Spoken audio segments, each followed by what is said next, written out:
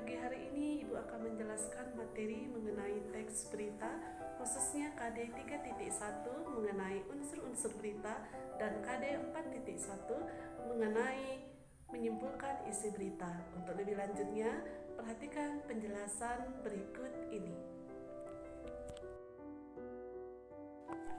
Teks berita. Kompetensi dasarnya yaitu 3.1 mengidentifikasi unsur-unsur teks berita. Teks berita yaitu teks yang melaporkan kejadian, peristiwa atau informasi mengenai sesuatu yang telah atau sedang terjadi yang bersifat aktual. Unsur-unsur teks berita.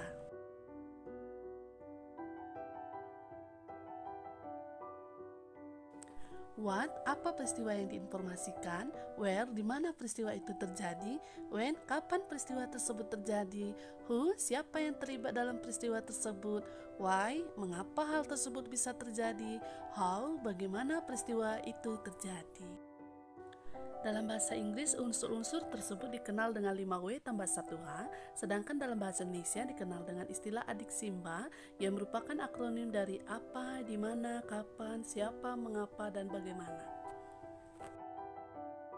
Selanjutnya, 4.1 menyimpulkan isi berita, meringkas dan menyimpulkan berita. Meringkas adalah menulis kembali suatu bacaan dengan mengambil inti bacaan saja. Meringkas sama dengan merangkum, yaitu mengambil bagian inti dari suatu kalimat atau cerita. Meringkas berita yaitu dengan cara 1. Mendengarkan atau membaca berita. Yang kedua, mencatat pokok-pokoknya atau adiksimba. Ketiga, menyampaikan kembali secara lengkap dan ringkas. Contohnya, perhatikan teks berita berikut ini.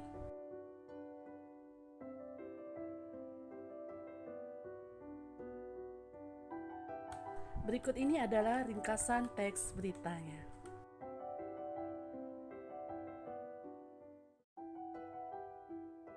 Nah, setelah kita membuat ringkasan berita, selanjutnya kita akan menyimpulkan isi berita. Adapun yang dimaksud dengan kesimpulan adalah kata-kata akhir dari suatu uraian. Di dalam kesimpulan harus memuat unsur-unsur berita dengan rumusan lebih ringkas. Dengan demikian, kesimpulan tentang isi berita harus memanfaatkan ringkasan kita sebelumnya terhadap pokok-pokok informasi. Pokok-pokok informasi tersebut dengan berpatokan pada rumus adiksimba.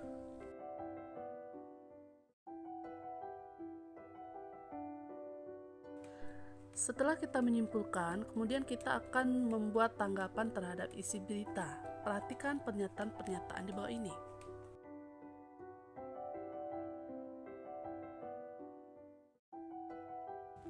Ketiga contoh pernyataan tersebut sebagai tanggapan terhadap isi berita. Adapun yang dimaksud dengan tanggapan adalah sambutan terhadap suatu ucapan. Isinya bisa berupa kritik atau komentar. Berkaitan dengan pemberitaan, aspek yang ditanggapi bisa berkenaan dengan isi beritanya itu sendiri dan kebahasaannya. Contoh A dan B merupakan tanggapan berkaitan dengan isi dan struktur berita. Contoh C berkaitan dengan aspek kebahasaannya.